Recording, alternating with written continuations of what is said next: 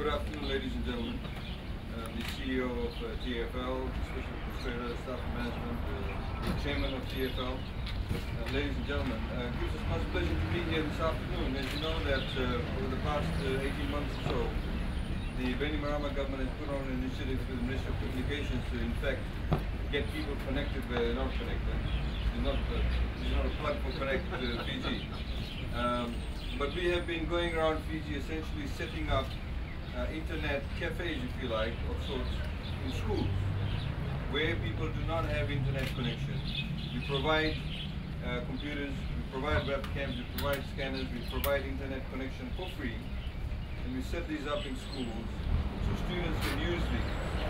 And the agreement is that after school hours, people living in that area can also access these computer facilities, internet facilities that we have set up. Set up in places like in Talebu North, in Bunindawa, in Ba, in various parts of Nandi, Latoka, Nanronga, and of course there's a few more to be opened by the Prime Minister in various other locations, including Vanuatu, which is the next stop for us. The idea of getting people connected to the internet is not just useful in terms of them being able to access information, but also imparting information, and also fundamentally empowering them.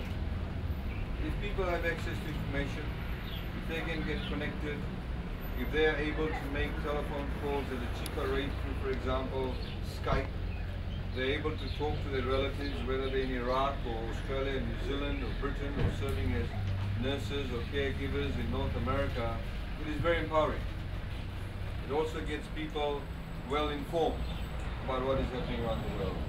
It makes our children a lot more compatible and competitive at the educational level, and also in terms of connecting with education systems overseas.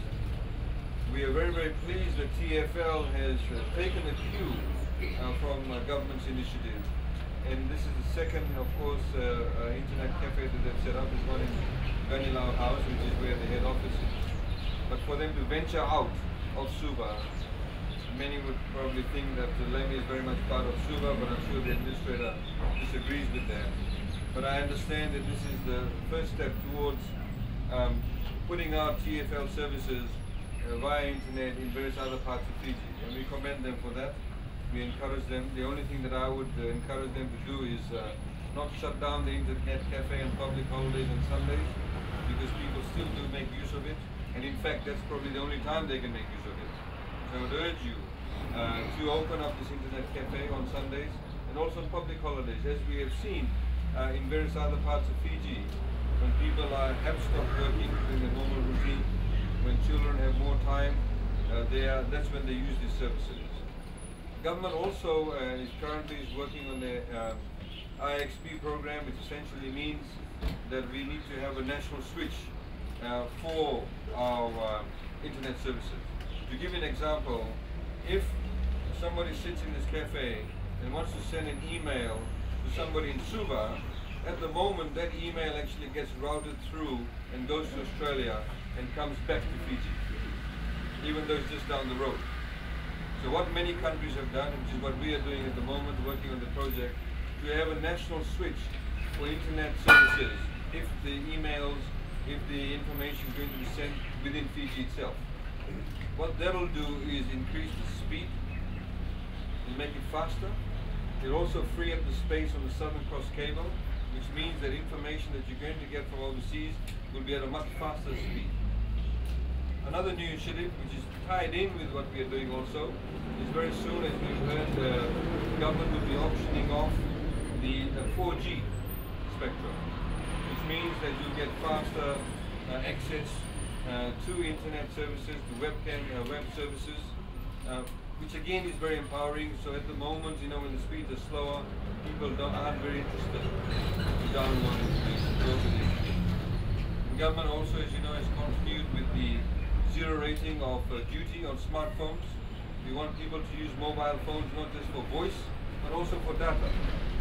They're able to do that, and if we have broadband connection throughout Fiji, we have Wi-Fi hotspots, then people will be able to use these facilities and be more empowered. Lastly, of course, as you would have seen in today's papers, we've identified areas where there is no network coverage in Fiji. There may be, say, for example, 2 remote villages somewhere in the northern tip of Kandavu, and it may not be viable for the telecommunications company to provide services there because, you know, hypothetically it may cost them $300,000 to set up a transmitter. So they're not going to put or not get coverage in that area. What government wants is 100% network coverage. So we are working, we've identified those areas where there's no network coverage, and we want the telecommunications companies to go in there, and government will be subsidizing them to go into those areas. Because why should people who, for example, live in a small village or a very thinly populated area, they should have also connection to internet coverage. So that's what we are doing, ladies and gentlemen, and we encourage the private sector, we encourage TFL, and we hope that the other telecommunications companies will take a cue from what TFL has done and get them to also venture out and work with members of the public so all Fijians can be connected. So with those few words, I thank TFL once again for the initiative, and I'm sure all the people of Lami and those passing through Lami will take advantage of this initiative. Thank you.